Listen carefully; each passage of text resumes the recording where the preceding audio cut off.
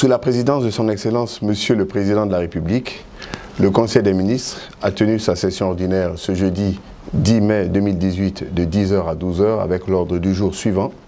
Un message de son Excellence, Monsieur le Président de la République. 2. Compte rendu de la session ordinaire du Conseil interministériel tenu le 8 mai 2018. 3. Divers. Au titre du premier point de l'ordre du jour, Monsieur le Président de la République a demandé au gouvernement de mettre en œuvre avec diligence les recommandations issues des concertations entre les autorités frontalières guinéennes et ivoiriennes relativement à la protection de la forêt de Déré. Le chef de l'État a invité les ministres en charge du système éducatif et du budget à faire respecter rigoureusement les règles et procédures dans la gestion des fonds alloués à l'organisation des examens de fin d'année.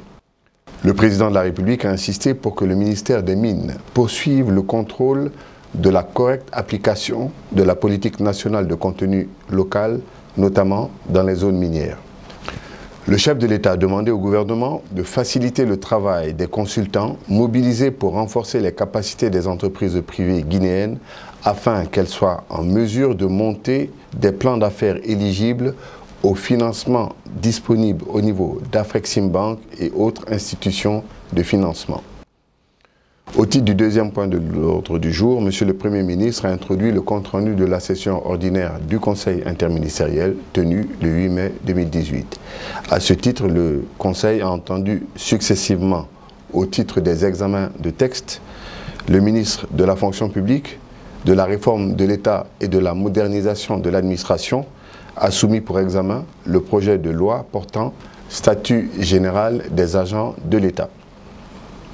Le ministre a rappelé que le diagnostic et l'état des lieux effectués dans le cadre de la gestion des ressources humaines de l'État en 2015 a révélé que la fonction publique guinéenne, instrument essentiel de l'efficacité de l'action de l'État, faisait l'objet de nombreux dysfonctionnements et d'inadéquations qui compromettaient l'accomplissement de sa mission d'administration performante au service du développement et du citoyen. Le ministre a justifié qu'à l'examen des nombreux facteurs de déficience et des multiples contraintes qui minent la fonction publique guinéenne, il est apparu impératif et urgent de mener les actions énergiques de réforme en vue d'une amélioration notable du système de gestion des ressources humaines de l'État. D'où l'objectif de la révision de la loi L028 qui consiste à la réactualisation du cadre statutaire de gestion du personnel de l'État. Le ministre a soutenu qu'en matière d'amélioration du cadre de gestion des ressources humaines de l'État, la nouvelle loi comporte des éléments majeurs qui sont les suivants. La mise en cohérence du cadre statutaire de gestion des agents de l'État avec les orientations définies dans le cadre de la nouvelle politique salariale. L'harmonisation des dispositions de cette loi en matière d'avancement et de promotion des agents avec les structures de la nouvelle grille indiciaire, au demeurant plus incitative, motivante et offrant de nouvelles perspectives d'évolution à tous les agents. L'introduction dans la loi d'une culture d'évaluation de la performance dans l'administration publique à travers l'intégration des modalités d'avancement, de promotion et d'augmentation salariale des agents basées sur les résultats et le mérite. L'instauration dans l'administration du processus de fixation d'objectifs annuels, de revue des résultats et d'appréciation des performances. L'intégration dans le nouveau statut des conditions de promotion d'une fonction publique d'emploi. La prise en compte et l'intégration dans ce statut des cadres de gestion des contractuels d'État, leurs conditions de recrutement, d'emploi, de rémunération, d'évolution et de promotion. L'élargissement, l'harmonisation des droits et obligations à l'ensemble des agents de l'État, fonctionnaires et contractuels compris. L'introduction des conditions d'accès et des modalités de prise en charge des agents de l'État par les institutions d'assurance maladie, à savoir l'INAMO et la Caisse nationale de prévoyance sociale des agents de l'État.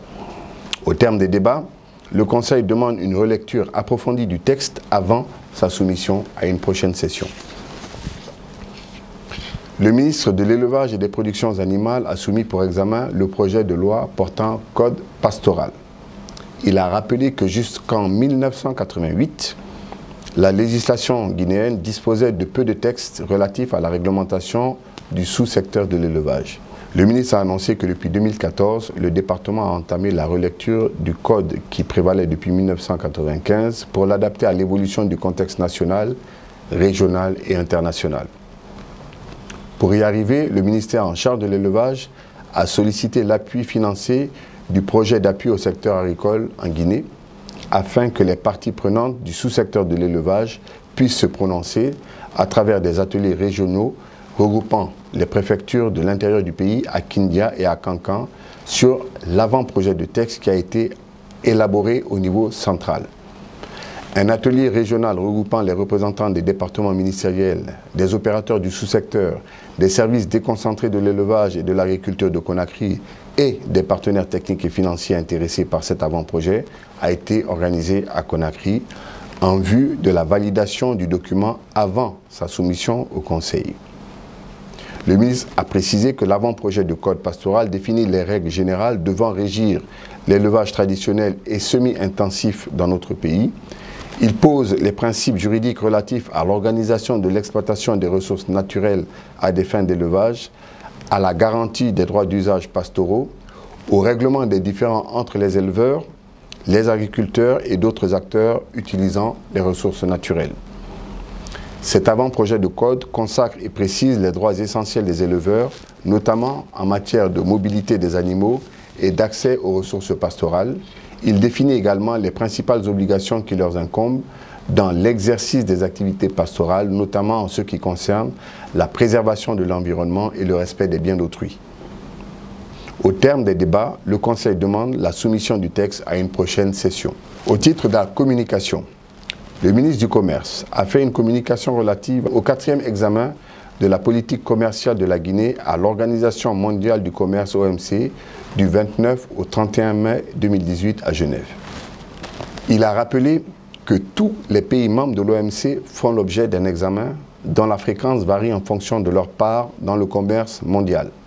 Ainsi, les 4 membres détenant la part la plus importante du commerce mondial, actuellement l'Union européenne, les États-Unis, le Japon et la Chine, doivent être examinés tous les 2 ans, les 16 suivants tous les 4 ans et les autres, comme la Guinée, tous les 6 ans.